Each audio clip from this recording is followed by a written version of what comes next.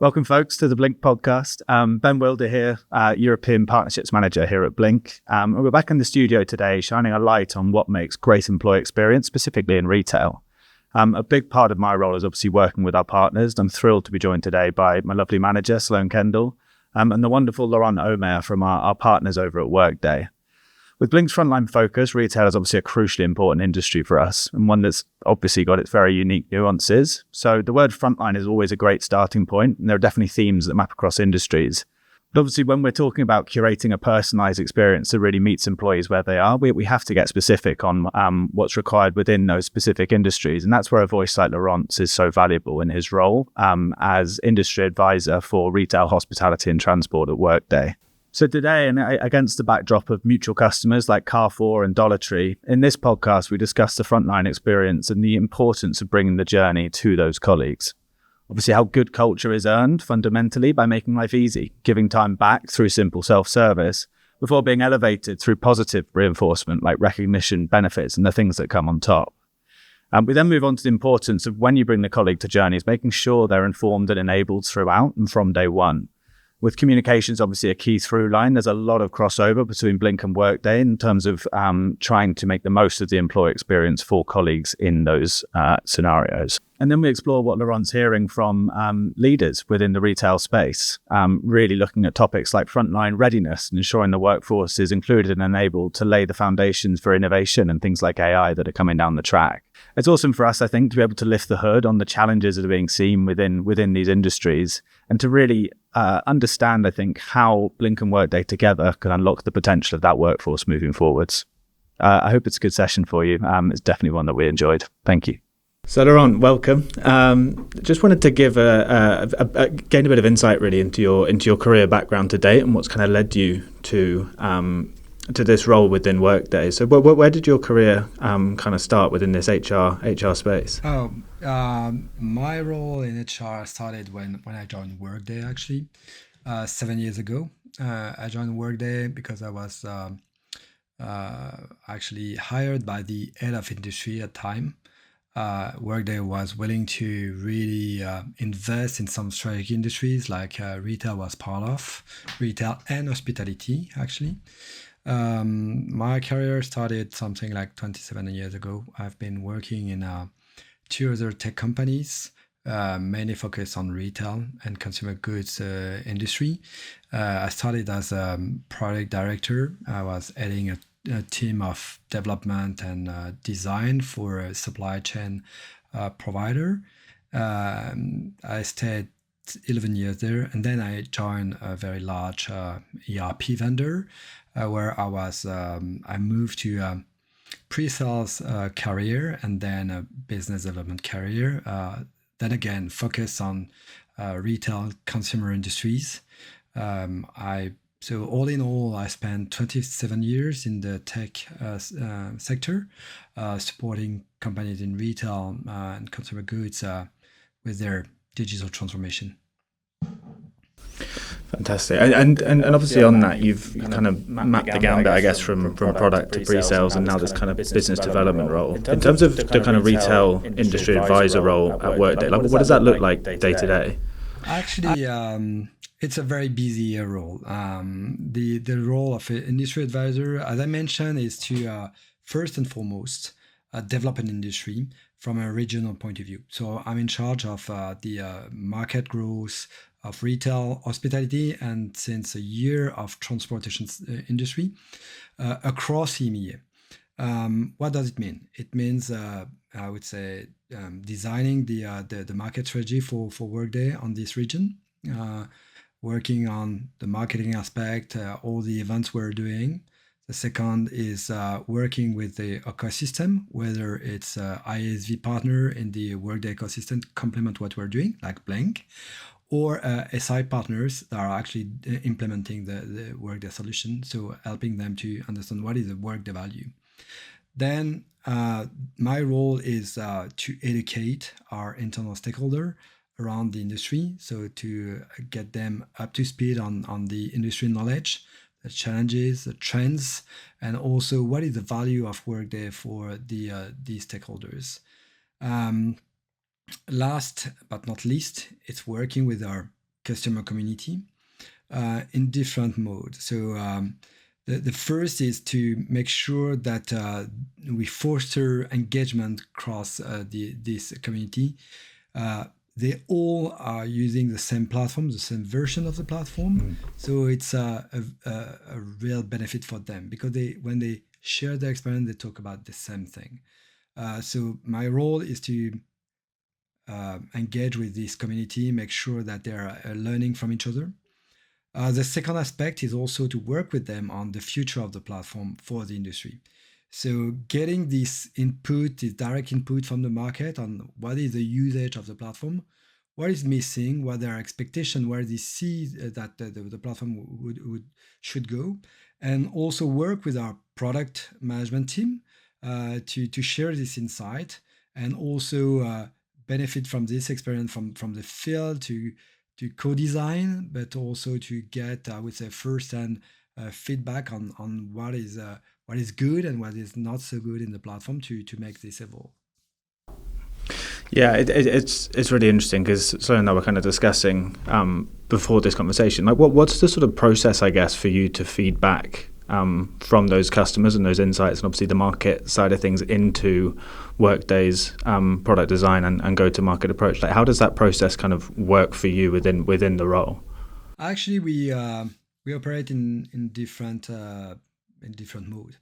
The first is actually our customer events, like our flagship event Rising, that will happen in November, that will happen in September in North America and November in EMEA. So we gather all the community. So we hear from them, their achievement, their challenges. So it's a great moment, because we receive all this feedback from them. We have I would say informal conversation. We attend some of the presentation of this customer, and they explain what they achieve with the platform. That's one way of getting this feedback. The second way is I would say through direct contact. So as part of my role, actually, I'm following the customer from very early stage, when we first engage with them, to explain what we're doing in their industry, and usually it's through the first contact we have with a prospect, up to when they are live.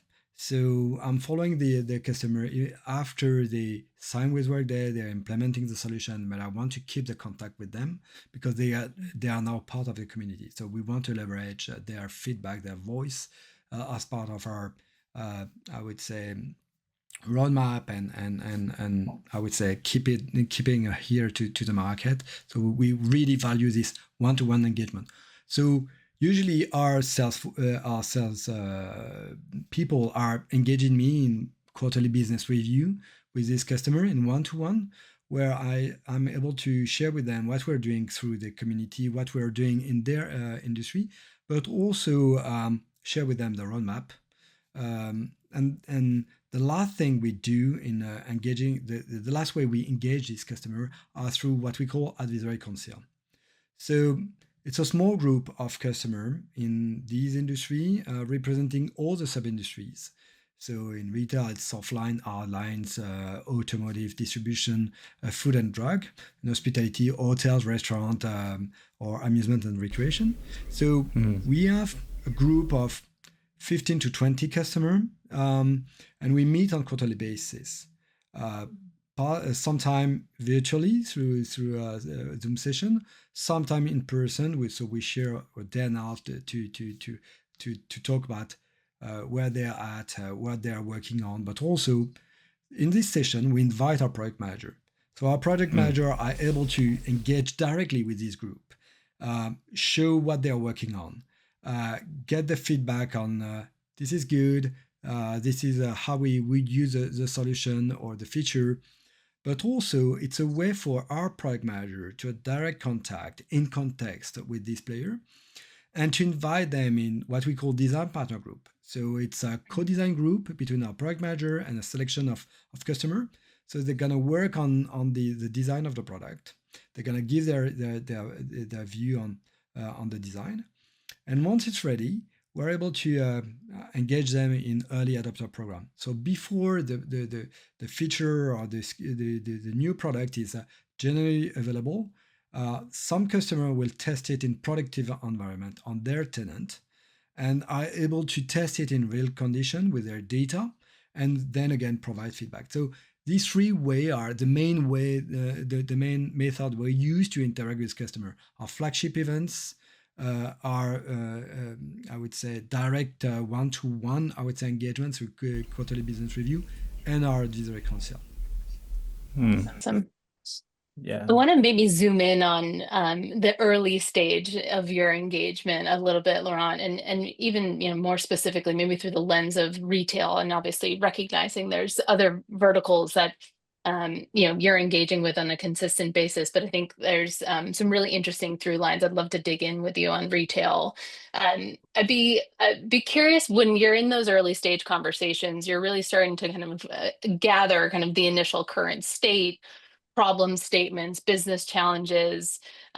When it comes to kind of investment in tools, the way that those retailers are really thinking about a frontline experience specifically, and their interaction with kind of the technology stack that they have in front of them, what do you find to be kind of the most consistent themes or pitfalls that you see those organizations really falling into? Yeah. So I would say this is really driven by the market context. So in retail, in many sub-industry, the margin are rather thin. So they always have the economic in mind. So, and knowing that for this company, the frontline workforce represent probably 60 to 90% of their total workforce, depending on the model, but it's a huge cost for them.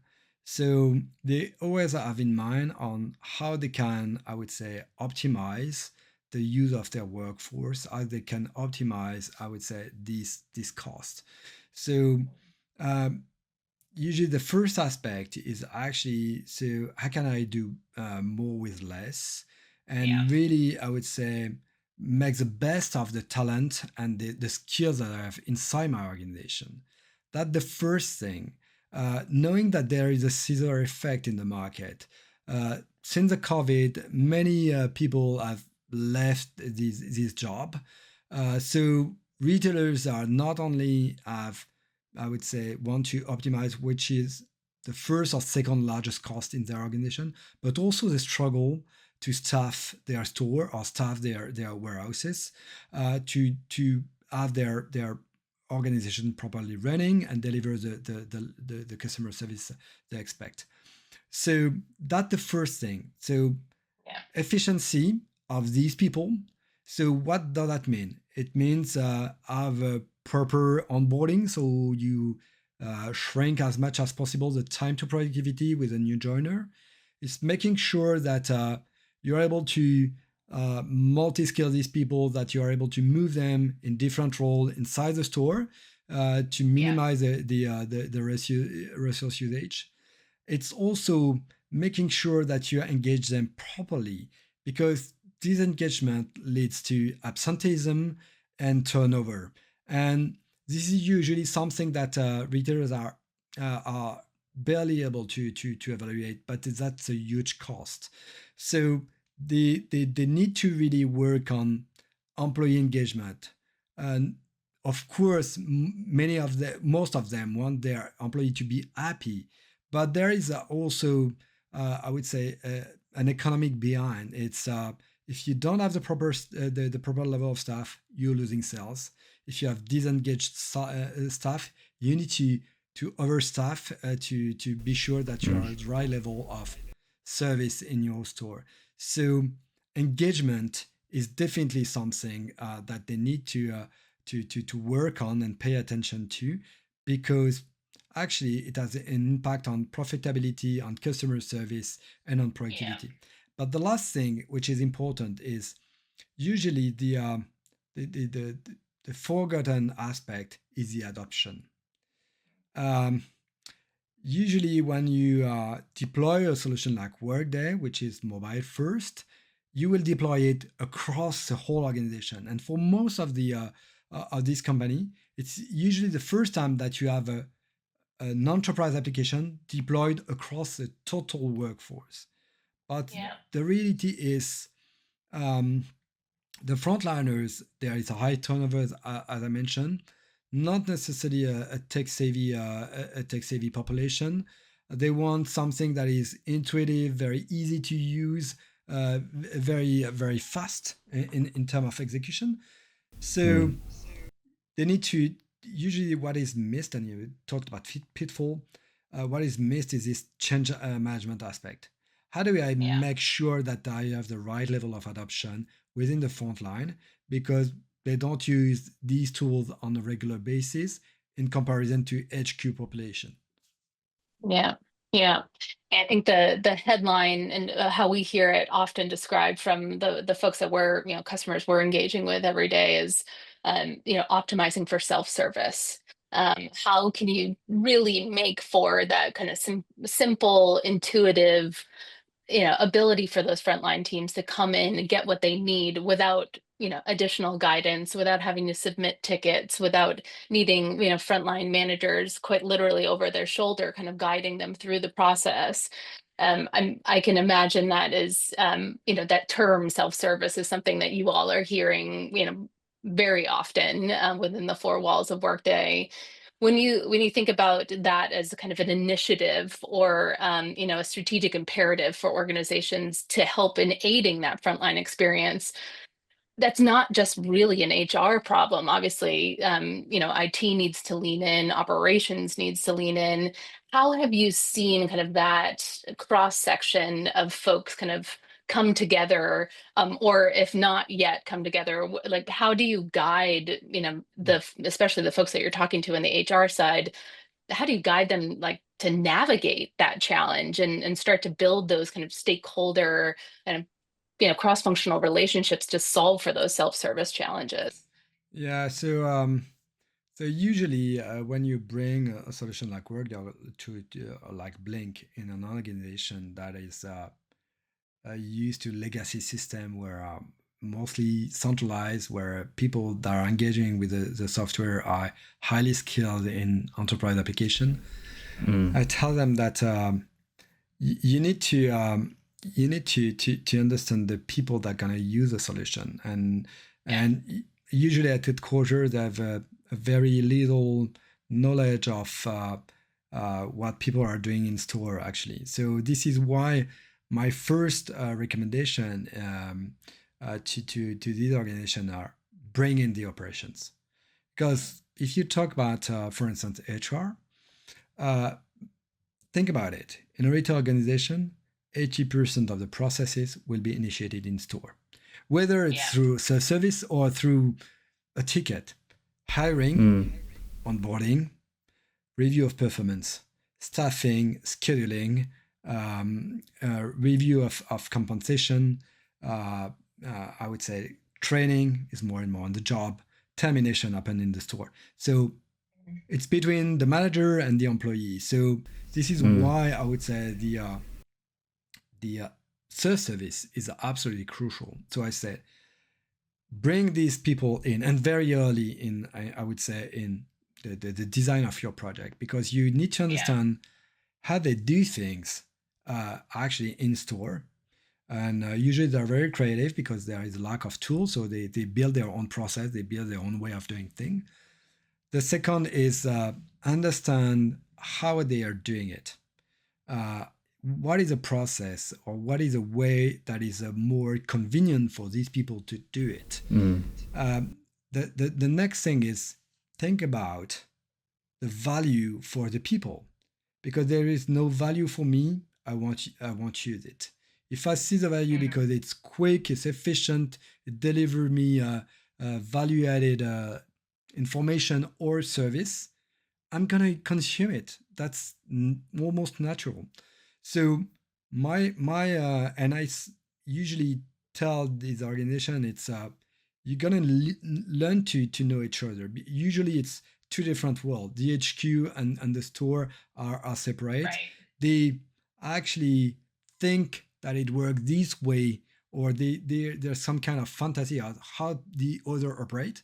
So having everyone around the table simplify, I would say, the understanding. And we, I've heard during these 7 years, uh, we all talk about HR or finance become the business partner. But if you want to be the business partner, you need to understand what people are doing and really how what you do can serve them actually. And it's the same for us as a, I would say, solution provider. This is why we try to learn from this customer, understand how they are operating. Because if we want to design a proper tool or application, we need to understand how people are going to use it. So having everyone around the table help them, I would say, smooth the process, but also get an understanding of what are people expectation, but also constraint from both sides. Yeah. Business from HR, HR from business, because there is a reason why HR has been acting this way for so many years. There were limitations in tools. They were mostly, I would say, centralized and executed on laptop. You didn't have this capability in store, and especially for the frontline who do not have a corporate device or even an email corporate address. So having everyone around the table, understanding your constraint, understanding your expectation, and where it brings value, give you usually very positive results. Yeah. And Mm. it's funny too, because it's not a metaphor of around the table. And I mean, even for some of the engagements that we have with customers, it's a very literal, like, we encourage a true round table conversation where there's an exchange of information, a bringing each other into kind of the reality of your day to day, and how important that context is, not just in the selection kind of initially of maybe a platform or the design of a process, but how important that is ongoing. And I think, perfect segue, I think, Ben, to kind of the importance of kind of the continuation of that open dialogue, and bringing those frontline employees along, not just at the beginning, but for the entirety of the journey through the tech stack. So I know you had some kind of curiosity around kind of the importance of bringing those folks along on that journey. Yeah, no, I absolutely, and I think it does also show the need for that industry specificity, because I think some functions, by and large, can be quite similar across different industries, but operations are necessarily unique to the business, but also to the industry. So what we've had, very different use cases in different industry verticals, which is where kind of frontline is a great catch-all, but that specificity kind of dialing down is really, really important. And I think this kind of, as Sloan said, I was interested really when we were kind of planning for this this podcast around, obviously, retail is a very high turnover environment, very fast moving with the employee base, and you mentioned this change management process. I was just wondering, kind of from your perspective, what are the keys to making change management within these sort of organizations as intuitive as possible, because we think about it in terms of kind of bringing the journey to them, but within the constraints that you see, like, how do Workday look to support change management and make sure that employees are brought on the journey from the start? Yeah, so I think that to get a proper adoption, which is I would say the final objective of the change management, there is different element. So I mentioned that you need to involve people, because if you do things to people instead of doing things for people, you're missing a point, because they're gonna consider that it has been decided centrally and we get the result, and usually it's clunky or it's not adapted to how we are working. The best example in my past life was planogram in the store. So centrally they were designing planogram, and you had a pillar in the middle of one store. They were not able to apply the planogram, and each and every week they were sending the new planogram, and people were complaining because they had this bloody pillar in the concrete pillar in the middle of the store. They were not able to apply what was decided centrally. I think the thing is, first and foremost, involve people very early, and you ask them for what they think about what you're designing or planning to deploy. And also it helps you many pitfall and iteration in the use of a platform.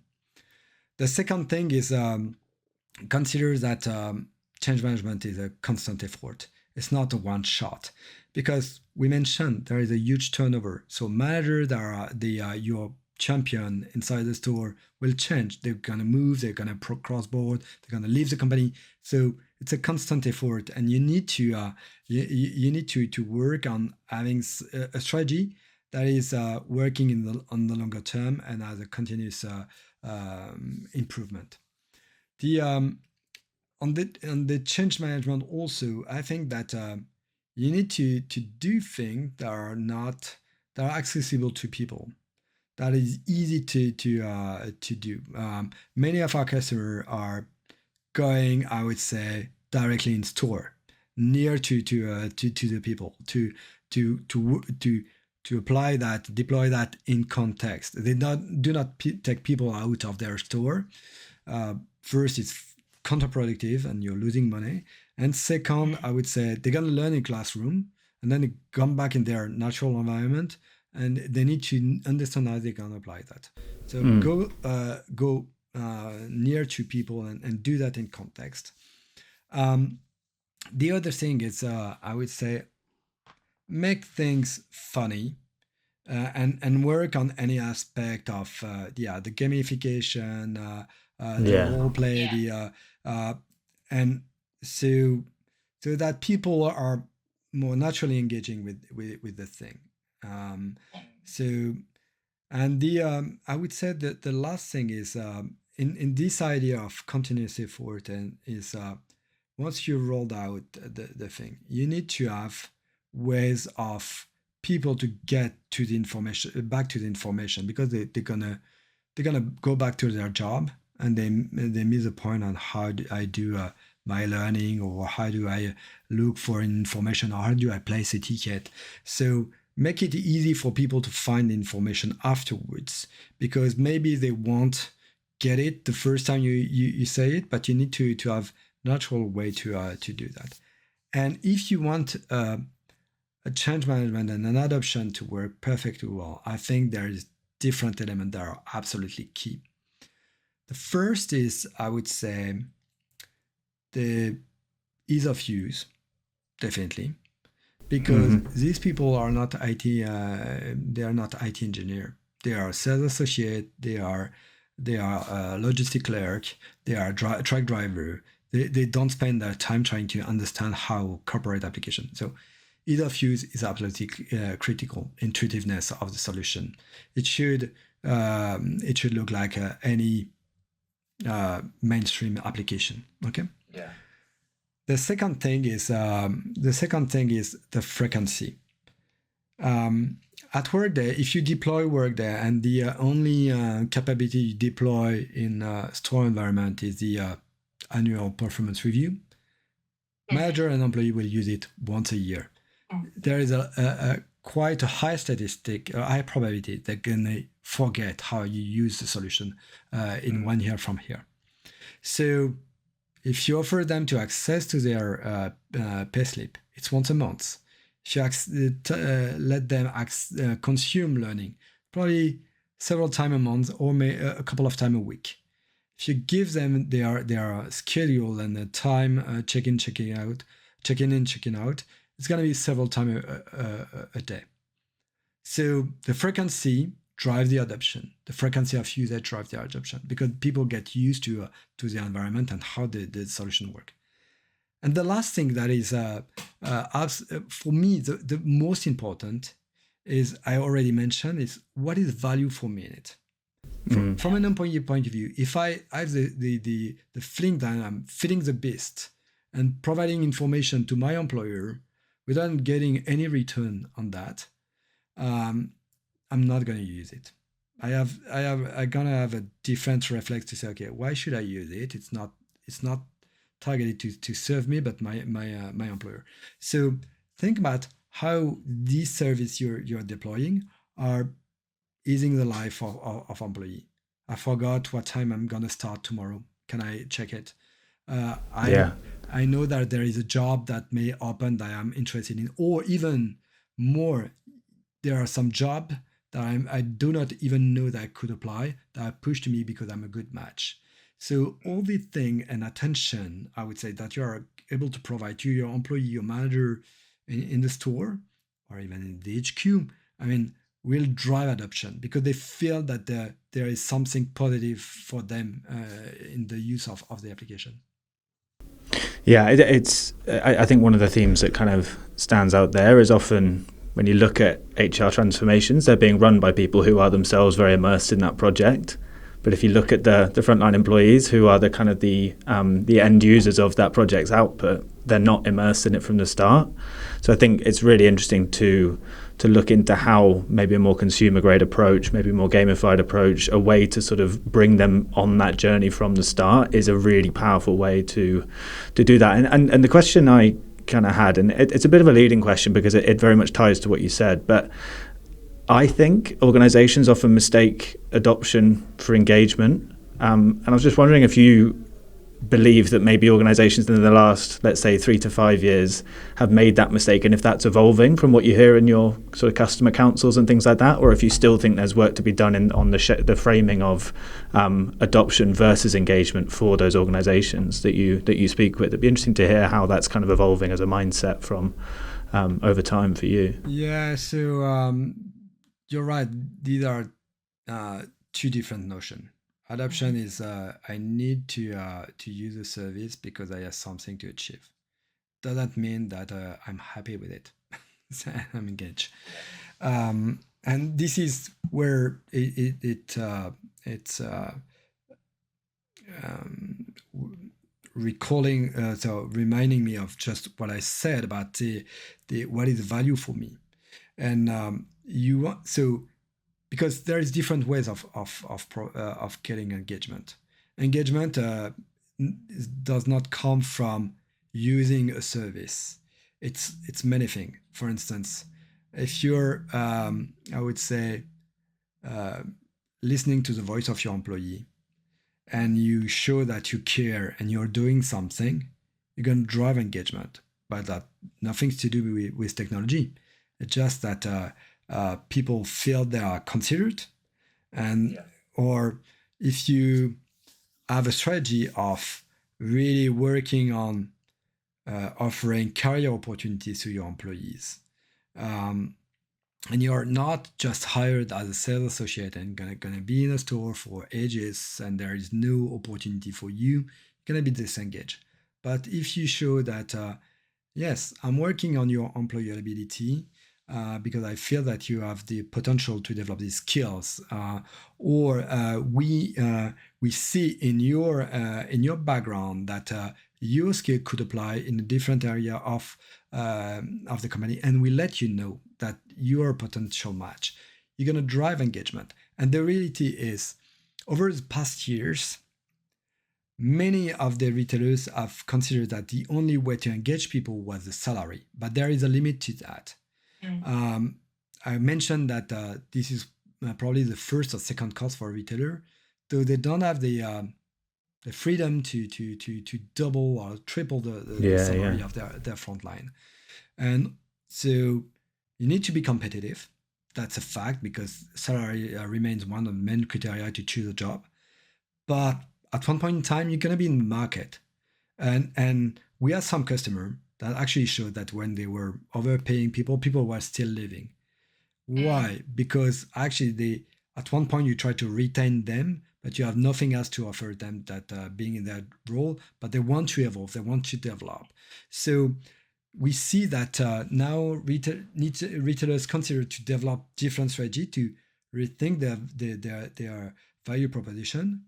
Could be for you more flexible times, or I take into account your preferences because you have personal constraint.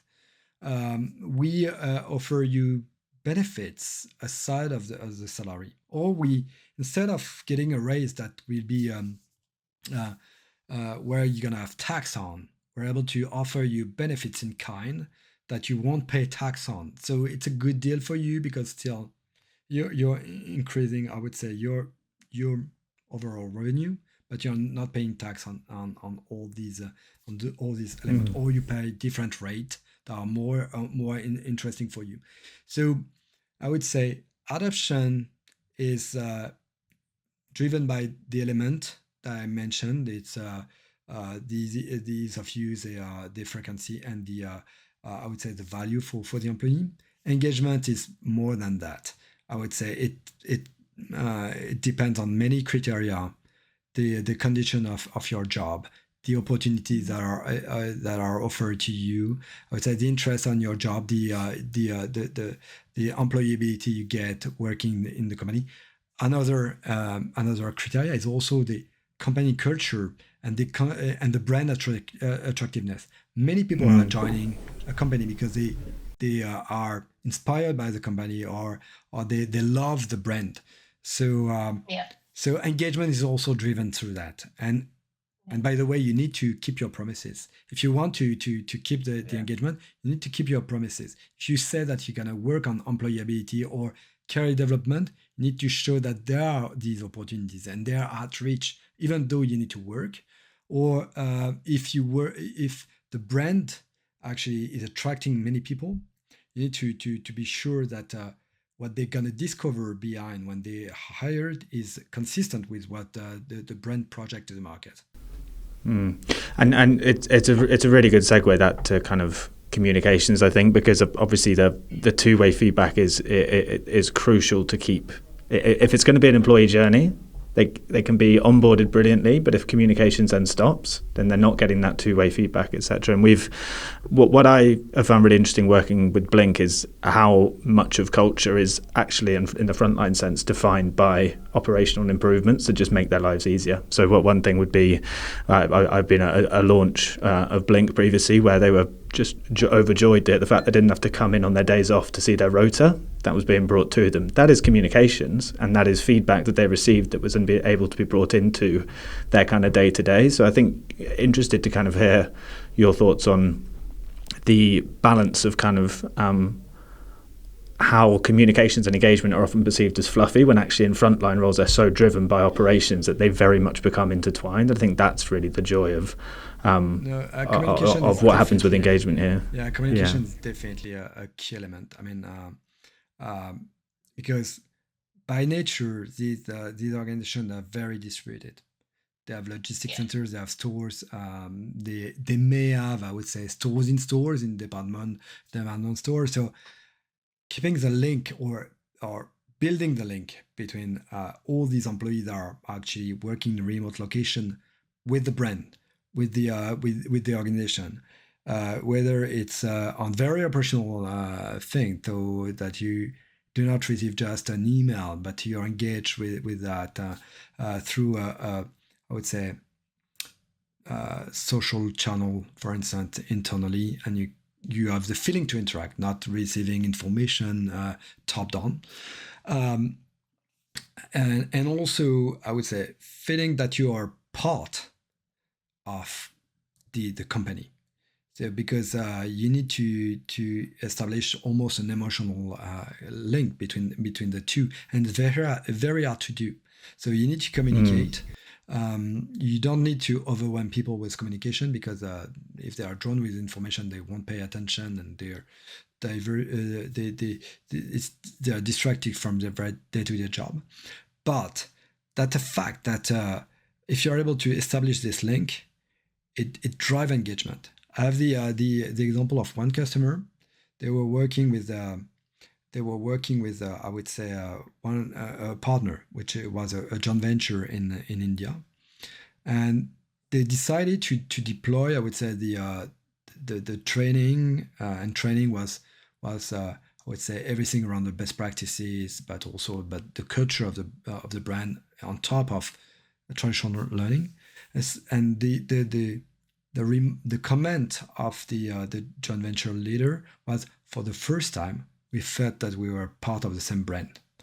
It's very strong. I mean, because imagine what people are able to achieve once you are able to establish this link and make this feeling that you're part of a whole, and you're not just someone in a remote location that is there is a logo on the front end of your store, because could be any brand actually. So if you're able to build this tie through communication, it's very powerful in terms of engaging people, inspiring them. Yeah.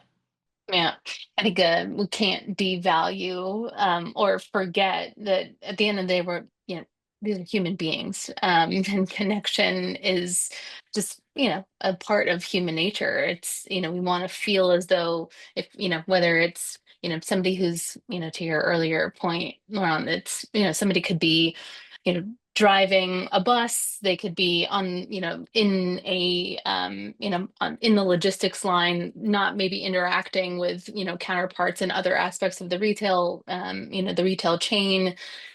There in some cases that human interaction is very much missing, and that understanding of their respective peers is quite challenging. And we see all the time whether it's folks who have maybe historically made just a real concerted effort to bring some again, fun human connection, kind of interactivity into the way that their business operates.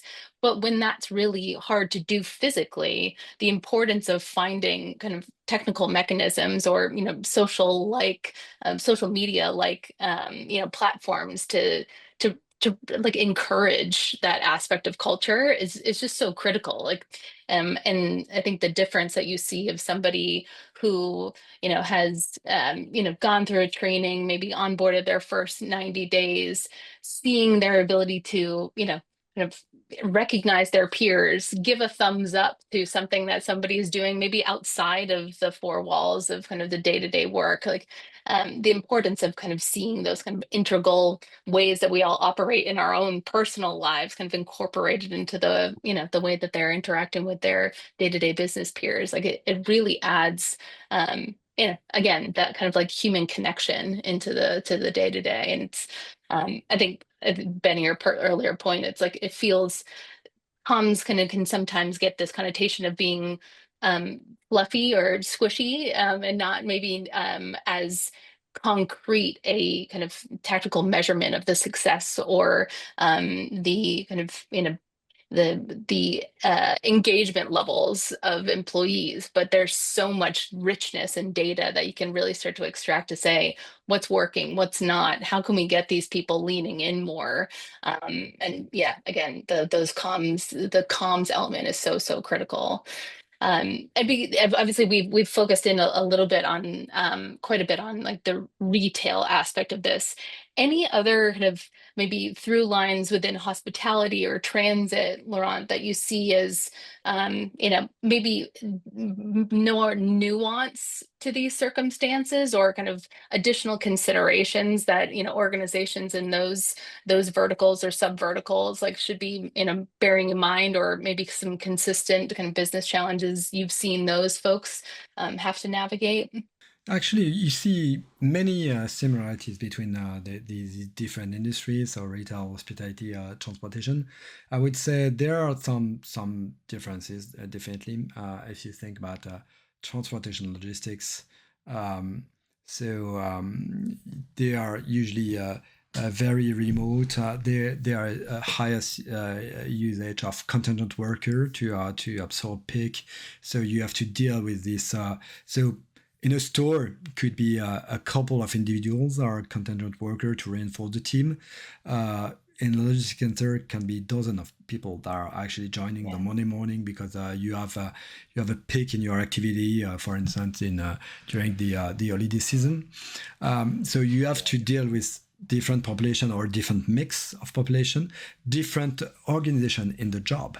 For instance, if you think about staffing and scheduling, in store, you're going to have a very dynamic, based on demand forecast, I would say, scheduling of the staff. In the logistic world, it's more static. I would say it's more organized because you have your portfolio of orders to or reception to get in, and in the afternoon you are more in the preparation mode to ship the order to stores or to partners. So it's more static, it's more organized than in a store world. So I would say it's more around I would say the organization of work or the skills that you require in logistic or transportation environment in regards to a store environment, or I would say in hospitality, in restaurant and hotels. The kind of profile different. The mix in permanent worker, content worker differs. The way you organize differs. But I would say in the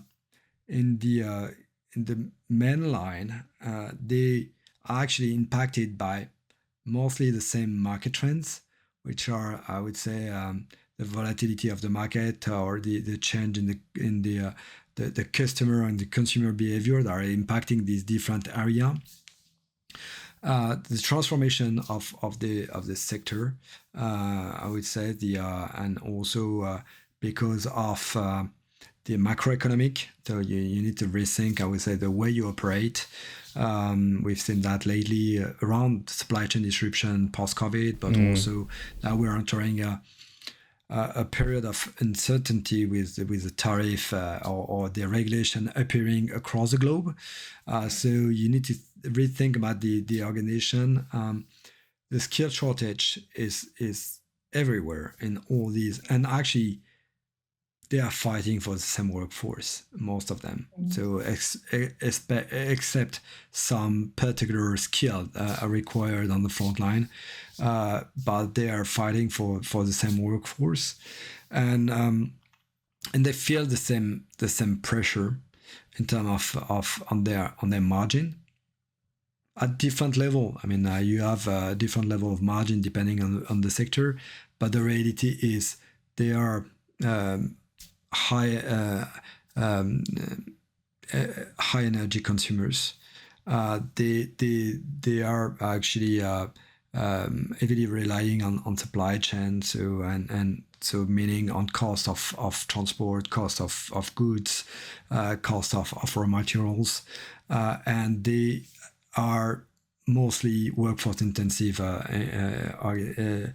industry. So I would say on the macro trends and the macro, I would say, impact on the sector, you see similarities. It's more, I would say, on the detail aspect of the different industries that you're seeing the main differences across retail, hospitality, and transportation. And by the way, there are more and more convergence. So some retailers are opening restaurant in their store to retain consumers. Some restaurants are opening pop-in stores. Retailers have usually a logistic arms. So there are some. They are working across the different area, and knowing that. Because of the transformation of the market and this volatility and all the pressure on the market, many of these players tend to diversify. So they start to eat on other area and try to pilot in different new services or new models to operate, so that they are able to balance their risk, actually, and not rely heavily on one activity that can be tomorrow threatened by a newcomer or a new regulation. Yeah, that's really interesting as well, I think, because obviously productivity seems to be one of the main marginal differences. If you're saying that they're all competing for basically broadly the same skills level workforce, productivity is obviously huge. And if there is that cross-pollination, I guess, from some of the best practices in logistics and transport into retail and things like that, it'd be interesting to see how sort of more employee-heavy retailers, like we've been discussing, can maybe learn from the likes of more modern retailers like Temu and Shine and some of these new players to the game that can really bring those productivity values to bear, because that does seem like the main battleground, doesn't it, in terms of making a difference? You won't measure the productivity the same way in a logistics center than in a store. In the store, it's going to be the hourly revenue by head count, okay? And you have different ways to act on that, and increasing the value of the basket, or work on I would say multi-sales skills. In the logistic world, you're gonna work on more, I would say, how efficient you are in getting the goods in, or in the preparation. You're gonna work on, I would say, what is spoilage rate inside of goods inside the warehouse.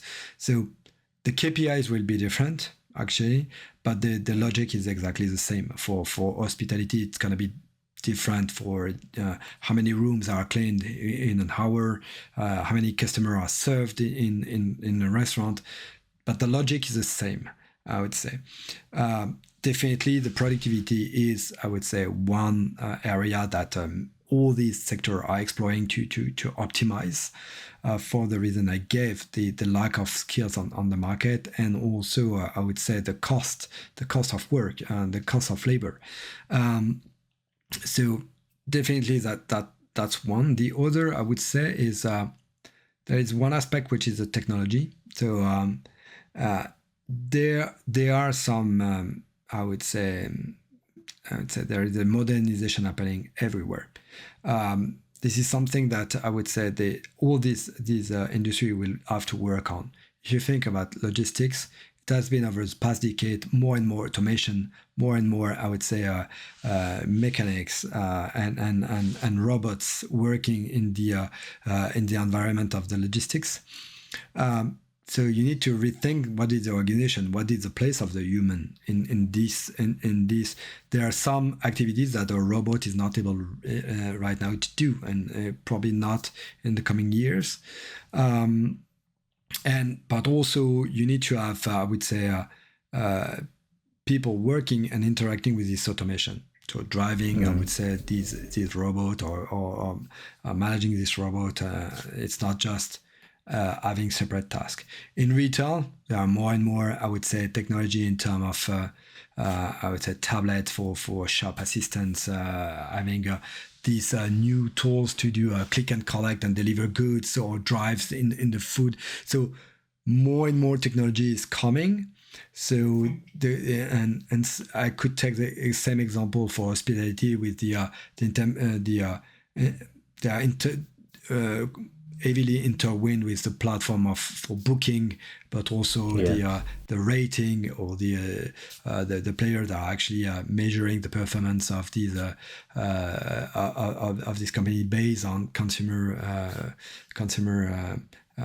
rating. So one of the biggest challenge for them will be to adopt this technology, work with it, integrate it in their process, and back to the change management. You need to educate people to use it and interact with it. Think about the click and collect. So you probably had a new system in place to see what were the order to prepare or to receive from their house, deliver it when the customer showed up, so that you are able to finalize the process. So, but you need to train people to do that, because it was not in their job desk before, and they were not using it. So one of the big challenge will be, okay, and now we talk about AI. So how people are going to adapt it, because one of the big challenges is how easy it is to understand what these tools are doing, and how do I interact with them. Because it's usually, when you have a first generation, it's not naturally intuitive. It's probably intuitive for us that are working the technology for years. It's probably not, I would say, intuitive for the sales associate that are 2 weeks in a store. Yeah.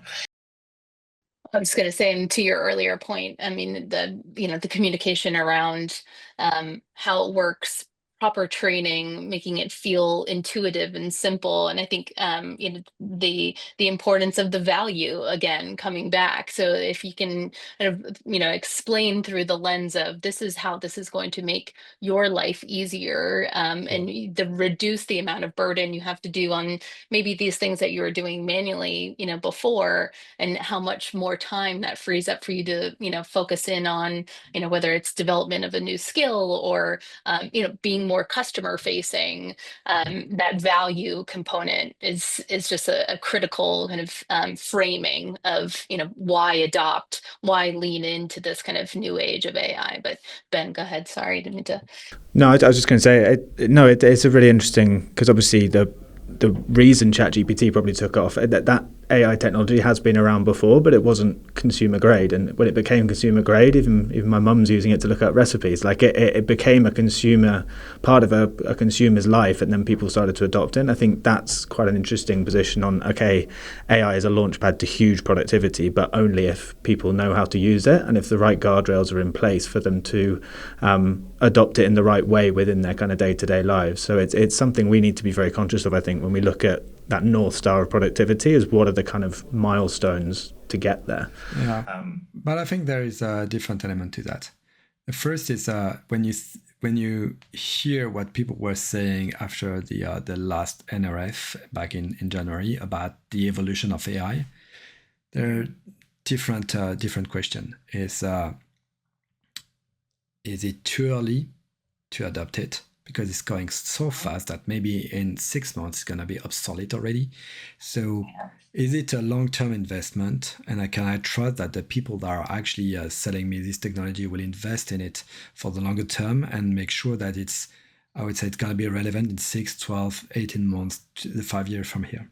The second is, you mentioned ChatGPT, but the reality is ChatGPT is not, I would say, part of a business process. It's bolt on. It's a side. The thing is, most of the industry players were saying, okay, now we want to see what is the value for the business. We want to see this in action in what we're doing, actually. We want to see it embedded in the process we're running every day. So there was a question of what is the business value of these tools that are some kind of, I would say, chat or bot aside of the core of the business. The third thing was, where is the ROI? Because this is not cheap. Let's be frank. Yeah. This technology is quite expensive. And most of these players, and I was mentioning the rather thin margin, are thinking about the economics. It should impact, I would say, their balance sheet at the end of the day. It should improve their revenue, or it should save costs for the company at scale. It's not, I don't want something minimum. And the last thing is, what is the risk?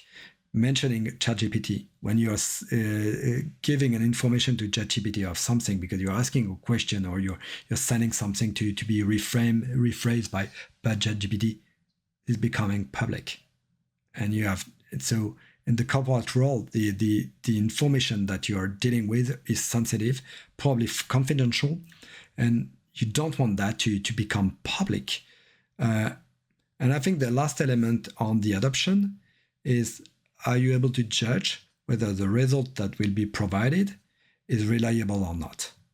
This is a big thing. And this is where AI will come and it will do probably a fabulous thing in the longer term, but you need to keep the expertise. So you need to train people to know their job, be good on their job, good on the business, and understand their business, and so that you can use the AI to accelerate on some aspect, but the knowledge of the business should remain, I would say, inside the company, and the human should have the last word. And the second thing is they should be able to understand what led the AI to deliver this result. Yeah, I think the balancing long-term kind of strategy and impact on, as you said, how does this impact bottom line, efficiency for the business, the ability to kind of maybe expand, operate in new markets because of, time saving efficiency that's been added to the business is definitely one consideration. We have many folks that we talk to on a day-to-day basis of saying, how can we practically input, AI into the operations of the day-to-day of the business in a way that doesn't feel so disruptive, or so complex. It all comes back to is kind of central theme throughout much of this conversation is like simplicity, and ease of use. Any I guess knowing that to your point too, like whether what we know to be chat gpt and kind of like that malleable kind of AI example that many of us use day to day, and many folks are using in kind of like their personal lives, and whether it's a recipe or otherwise, that could very well change and look quite different 6 months, 12 months, even 3 months from now, with the speed that things are moving. How do you guide organizations through the kind of like milestone development of incorporating AI, into their business? Like what is a near term kind of it's a, checklist of things that they should be learning about, understanding, knowing what's in front of them, or just, ways that they can start to kind of, again, like practically implement or leverage AI into kind of the day-to-day operations of the business. How do you help them kind of guide the near term versus kind of long term strategy and vision? So it, I think there are different parameters. The first is where the company you have in front of you is, in terms of, if you tell them, okay, we're gonna do agentic AI tomorrow in your organization, and they are not able, for instance, to have the data of the employee in one place, and very basic thing, understand how many they are in the organization, who are the skills they have in the organization, being able to run properly basic processes. They're gonna look at you saying, okay, it's just science fiction, because we're not even able to close our book correctly at the end of the month, or we are not able to understand if we are paying for performance. So first thing, you need to understand where people are if you want to build a journey, because maybe they have very basic problem to solve. The second thing is you should start from the business and understand where are the business challenges, because you can sell the best tool, the best AI tool. If the problem it solves is irrelevant for the company you have in front of you, they won't buy it and they won't adopt it, or they may buy it but they won't deploy it, actually. Yeah. So you need to sit with, but I would say AI is just another technology for me. Just like we had a 3-tier architecture, we had the SaaS, we had the mobile. Actually, there was some kind of hype period where people were willing to understand, test, and so on, and a more pragmatic approach after, to say, okay, how does it? What kind of problem it can solve for me? Can I use it on a regular basis, and what is the value for my organization? Because in the end, I would say it's just another investment they are making. Just like, should I open a new store or should I invest in a chatbot? What is the value for what will make my organization progress the most? Because in the particular moment we are in, where I would say cash is rising, and I would say the option, there are so many things to do, and the option are very little on which you are able to invest. You need to understand, okay, once again, what is the business value? What is the ROI behind? Because this is the two elements on which you're gonna measure whether you want to go or whether you're gonna wait. I mean, if you're a company that has no, I would say, online presence today, probably want to invest in providing an omni-channel experience before going to be full AI. So you need to understand what is the current situation of the company, and what are the best use cases you can apply. And these should be, I would say, core of the business with a measurable value behind. Yeah, and how ready the business and I guess the users are going to be for that solution. And those users often being employees in many of the use cases we've touched on, but also the buyers and more of the kind of front-end retail examples that you've given. It's ensuring that the solutions you're buying are solving a problem, but they're also, that problem's ready to be solved. Yeah. I think it's great parting advice, honestly, Laurent, of just, making sure that, you're not getting caught up in the buzz of, all that's around you, and you're really rooting your priorities into the reality and of the day to day for the business, and not trying to solve for a problem that you may not actually be the priority for the business in the current state, and making sure you're kind of one step in front of the other of the priorities of who you are as an organization and what culturally you're looking to solve for. So I don't know, any other parting words, or maybe words of wisdom for retailers who are especially those who are maybe trying to navigate this frontline engagement, kind of simplifying the experience. Like, is anything else that we hadn't maybe touched on, or that you feel like is important to highlight or bring to light for those folks?